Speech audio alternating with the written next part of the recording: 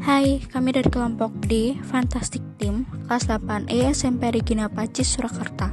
Dengan para anggotanya, hai, perkenalkan nama saya Elizabeth Brita Adisti dari SMP Regina Pacis, Surakarta.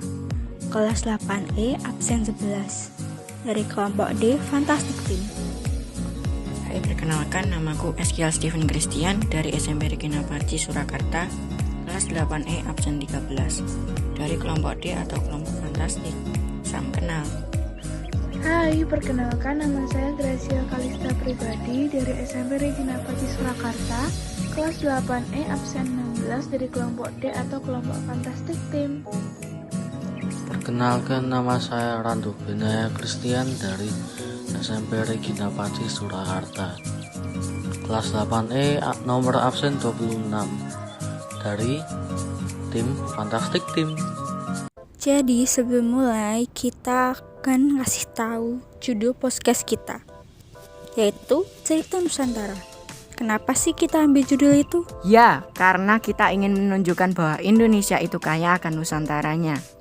Halo semua, hari ini aku bakal jelasin tentang Sumpah Pemuda loh. Pasti kalian tahu apa itu Sumpah Pemuda. Bagi yang belum tahu, ayo simak penjelasannya ya. Sumpah Pemuda lahir pada tanggal 28 Oktober 1928. Berlangsung Kongres Pemuda II yang menjadi pemicu lahirnya Sumpah Pemuda. Momentum Sumpah Pemuda menjadi salah satu titik balik perjalanan bangsa Indonesia menuju kemerdekaan RI pada 17 Agustus 1945. Sebab saat itu Indonesia masih terpecah belah dan bersifat kedaerahan, sehingga para pemuda belum memahami siapa musuh mereka dan bersatu untuk melawannya. Persatuan itu kemudian ditandai dengan momentum Sumpah Pemuda. Sebelumnya lahir Sumpah Pemuda, sudah mulai kemunculan organisasi pemuda seperti Perhimpunan Indonesia pada 1908, lalu Trikoro Darmo pada 1915. Peringatan Hari Sumpah Pemuda diperingati sangat meriah dari daerah sekitar Laut Surabaya. Mereka membentangkan bendera yang berukuran sangat besar sambil menyanyikan lagu Indonesia Raya.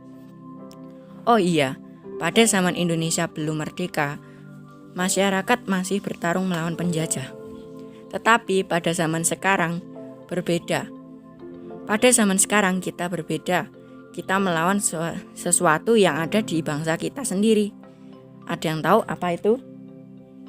Iya, benar. Kita melawan kemalasan, kemiskinan, dan masih banyak lagi.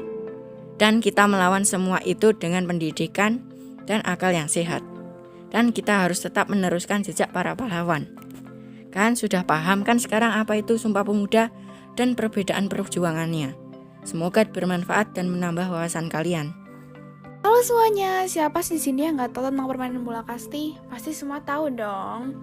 Nah, jadi sekarang aku mau jelasin secara lebih ringkasnya lagi tentang permainan bola kasti ini. Disimak ya. Pertama-tama, aku mau jelasin dulu nih tentang sejarah bola kasti. Bola kasti pertama dimainkan di Inggris pada tahun 1744 di Pretty Little Pocket Book. Sejarah bola kasti ini berasal dari dinasti Tudor yang merupakan dinasti raja dan ratu di Inggris Raya.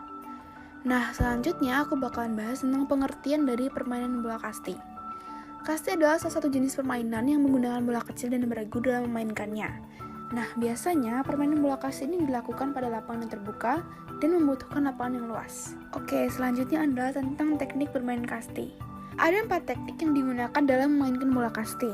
Yang pertama adalah melempar bola menyusur tanah, yang kedua adalah melempar bola mendatar, yang ketiga melempar bola melambung, dan yang terakhir adalah melempar bola memantul tanah. Pada zaman dahulu, permainan bola kasti ini sangat banyak peminatnya loh, tapi sangat disayangkan semakin berjalannya waktu, permainan bola kasti ini mulai meredup dan jarang sekali orang yang memainkannya.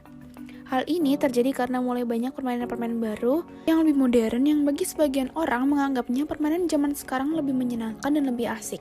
Sehingga mereka malas untuk memainkan permainan zaman dulu lagi, karena bagi sebagian banyak orang, permainan kasti ini sudah dianggap kuno, dan banyak yang lebih memilih untuk memainkan permainan zaman sekarang. Nah, itu dia penjelasan tentang permainan bola kasti dari aku, semoga kalian bisa memahami ya, terima kasih.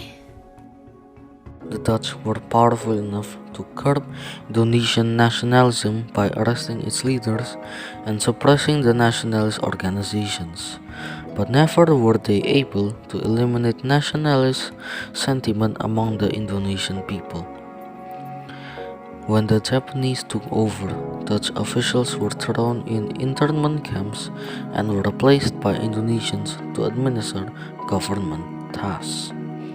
In the final months before Japan's surrender, effectively ending World War II, the Japanese gave full support to Indonesian nationalist movement. On the 17th of August 1945, Sukarno and Hatta proclaimed the independence of Indonesia.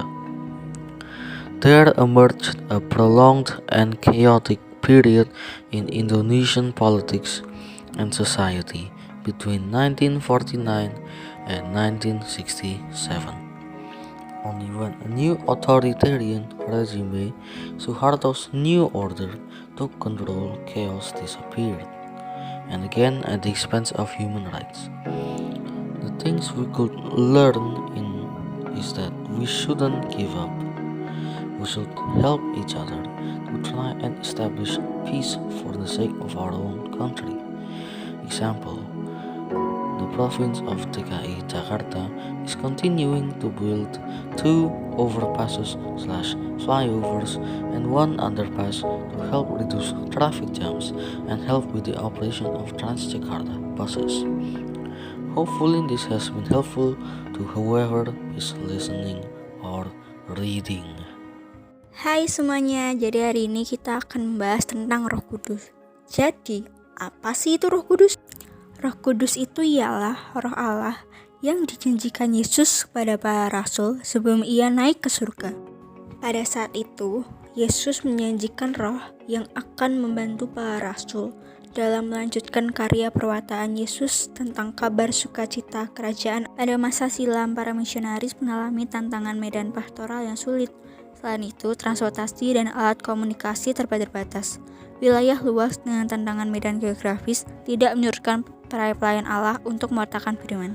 Mereka tidak hanya baptis, mereka juga membuka sekolah, klinik kesehatan, dan peternakan. Saat ini, akses transportasi dan komunikasi semakin mudah. Para pastor dapat pergi ke stasi tanpa hambatan. Meskipun demikian, bukan berarti tidak ada tantangan pastoral Gereja Katolik Papua. Pada masa ini, gereja mengalami tantangan berat dalam mewartakan kerajaan Allah. Situasi politik Papua tidak berjalan semestinya, tapi para pelayan Allah percaya bahwa Roh Kudus menyertai mereka. Terima kasih sudah menonton. Jangan lupa like video ini.